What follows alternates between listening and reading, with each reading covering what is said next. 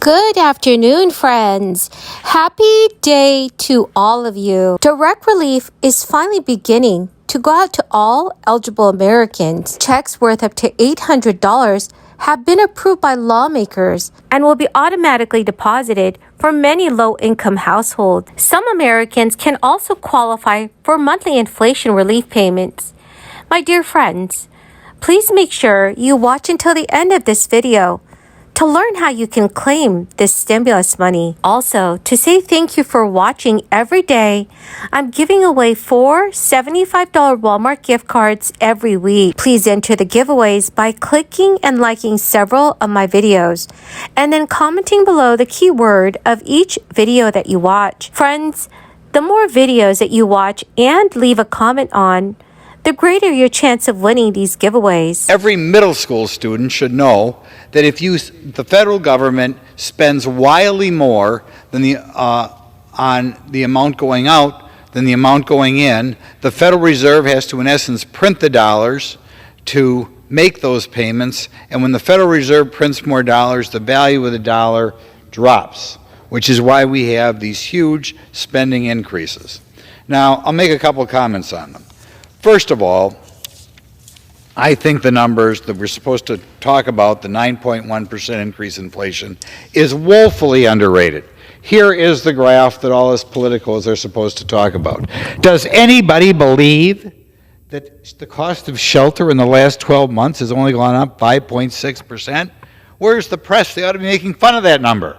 When I talk to my landlords, when I talk to my builders, nobody thinks things have gone up only 5.6%. The Consumer Price Index hit a 40-year high in June, with an increase of 9.1% over last year, before holding steady in July. According to analysts, inflation is costing American families about $500 per month in higher prices. Millions of Americans are feeling the pain, with a recent poll finding that 34% of voters list inflation as the most urgent issue facing the U.S. So in response to this crisis, Congress passed multiple stimulus bills. Combined, these legislative actions increased the federal deficit by an estimated $5.2 trillion. But GOP lawmakers have insisted that more spending will contribute to inflation.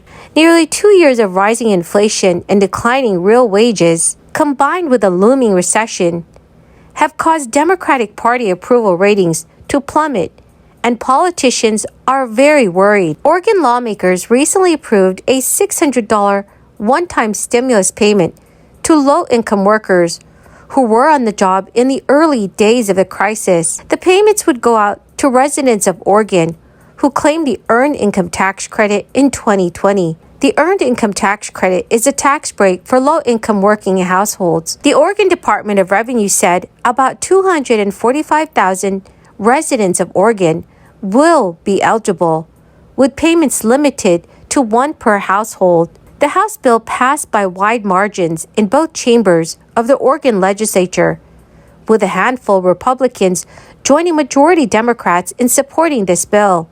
A spokesperson with Oregon Governor Kate Brown said that the governor was pleased to sign the payments legislation to help out residents of Oregon in need. The State Department of Revenue would make the payments automatically for most eligible workers by the end of this summer.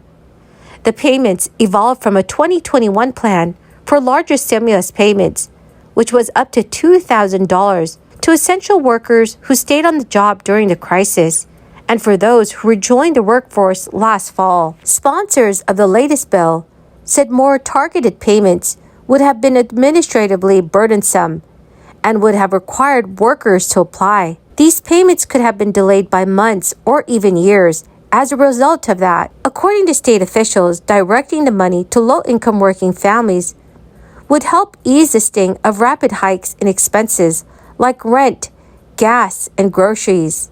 Senate Democrat Kathleen Taylor told reporters, "Cash payments make a huge difference in the lives of working families. The payments plus administrative costs are expected to amount to nearly $150 million, which is paid from the federal crisis aid approved by Congress last year."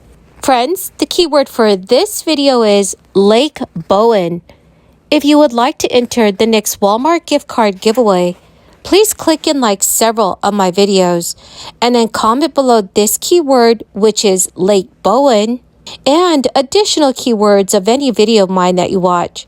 And dear friends, the more videos that you watch and then leave a comment on, the greater your chance of winning these giveaways. South Carolina taxpayers will be receiving income tax refund checks by the end of this year, after South Carolina Governor Henry McMaster signed a bill to approve both refunds this year and an income tax rate cut for the future. The legislation will result in income tax refund checks being sent out in late November or December for those who paid taxes this year.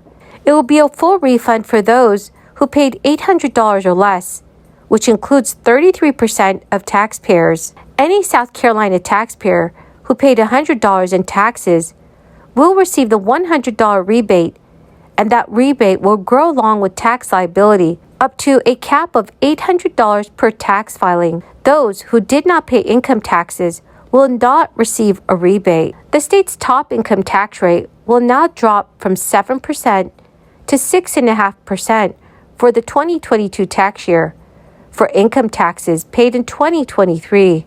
The bill also would lower that top rate by 0.1 percentage points each year, starting in 2023, until it reaches 6%. So ultimately, the legislation will reduce the state from its current 6 income tax brackets to 3 of 6%, 3%, and 0%. The bill will result in a $600 million impact in the first year, and ultimately a $1 billion impact. The bill also includes a 33% cut in manufacturing property taxes from 9% to 6% starting this tax year, in what will amount to $100 million in savings statewide for manufacturers. South Carolina's House and Senate debated tax cut measure near the end of this year's session, with both passing separate bills. A conference committee then took portions of each bill and then created a final bill, which no longer included a tax rebate for those who did not pay income taxes. South Carolina's legislature then approved the agreement last week before Governor McMaster signed the measure. Well, my magnificent and beautiful friends, that is the end of my daily stimulus update video for today. Thank you, friends, for watching every single day. I greatly appreciate all of you who are watching my videos.